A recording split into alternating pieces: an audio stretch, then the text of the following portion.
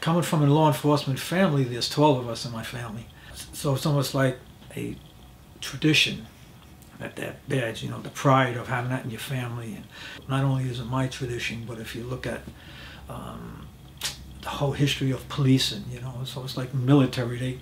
They protect us from other societies, but the police are here every day doing the same thing, protecting us, taking care of us from those that want to take from us and do us harm. So I always look at that badge as a part of my skin. It was a part of my heart. It was a part of my brain. It was a part of my name. My father used to say, "You don't own that NESTOR name, Jim. It was loaned to you down through the generations." And I look at the badge that way. With everything that the badge stands for, what happens to the officers that take this stance when their coworker pays the ultimate price of upholding the badge?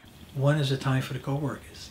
You know, these guys are hurting. I mean, we'd be with them. And being a police officer and being at so many funerals, you just sit and see the depth of the emotion with these officers, you know, because if you're an officer, I don't care where you are, you know, when you hear of an officer is killed in the line of duty, you feel it. We're human beings, and maybe people forget that. You know, we are brothers, we're husbands, we're fathers, we're sons. But when we do that job, we have to do what we have to do, and we push the emotions aside.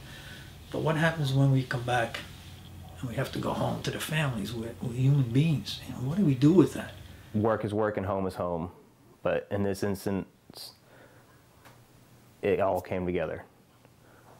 And that was something that, at first, it was hard to deal with. The initial phone call was extremely hard. I had a sense of guilt that I wasn't there the night that it happened. And that's something that I carried around with me for a long time. I just never dealt with. I just kind of suppressed it and bottled it up. It's like I always had an excuse not to think about it or not to just cry and let it out, because I always had to be strong, and I was okay with that. And it went back to that, just bottling everything up, and eventually it didn't work anymore.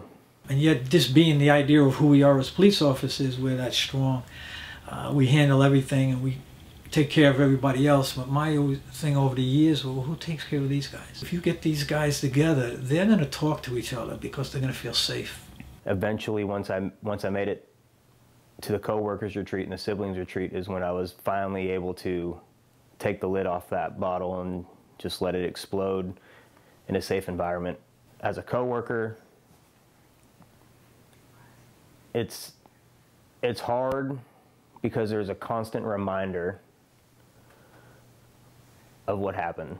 At work, it seems like I think about it a little bit more because I have time to think about it a little bit more, whereas at home I don't allow myself the time to. And it's different for me, I feel, because being a police officer myself, we don't talk about tragic incidences. We don't talk about stuff that happens at work. We knew that if we can get these guys together, we knew we can do some healing that's necessary, and that maybe we wouldn't lose any of these officers to maybe leaving the job, or even the extent to where they may take their own lives, which has happened over the years. And it started slow, but we got them together, and I mean, I can't tell you what it was like. I mean, you see them at the airport when they come, and you look at their faces.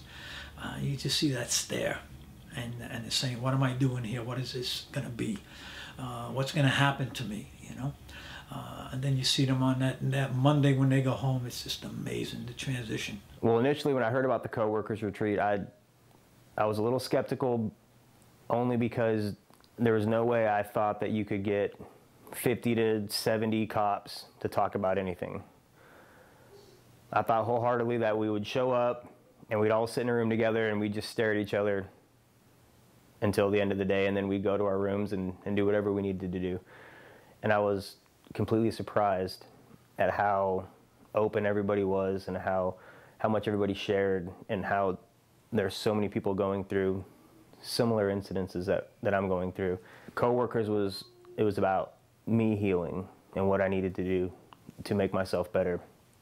And that included my work, my marriage, my relationship with my family, and just my everyday life. So here we have an opportunity to deal with that trauma, because you must deal with the trauma before you get to the grief. So we had that, even in a short time, we're able to have them get that out, the trauma, and talk about it. And you just look in the room when they're talking, you just see the other heads of the other officers just shaking because they know. You just got to look in their eyes. You look in their eyes, and you know they understand you.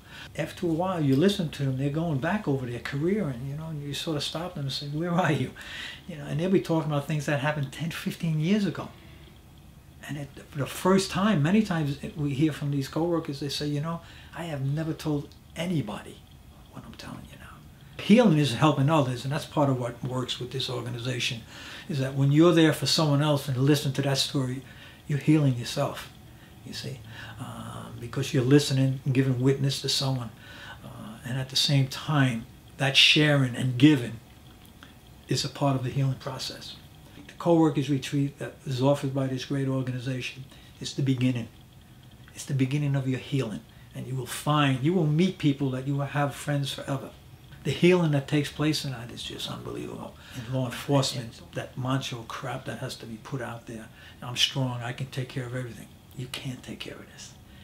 You need the assistance. You don't have to do it alone. You can't do it alone. And it wasn't until we went to COPS last year that my life changed. Prior to going to COPS, life was good, but it wasn't great. And we wanted it to be great. I had a hard time expressing feelings and emotions with my wife and with my family. And I often got the whole, when you come home, you just don't have any emotions. And I think that as police officers, it's easier for us to just turn them off because we've been trained to do so. And we forget how to turn them on when we get back home.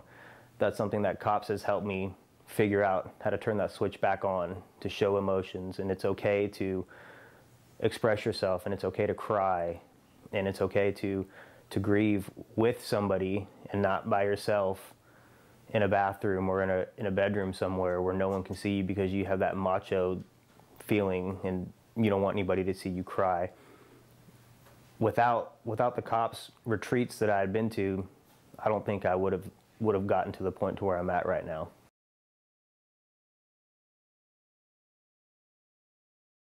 For more information, contact COPS online at www.nationalcops.org or call 573-346-4911.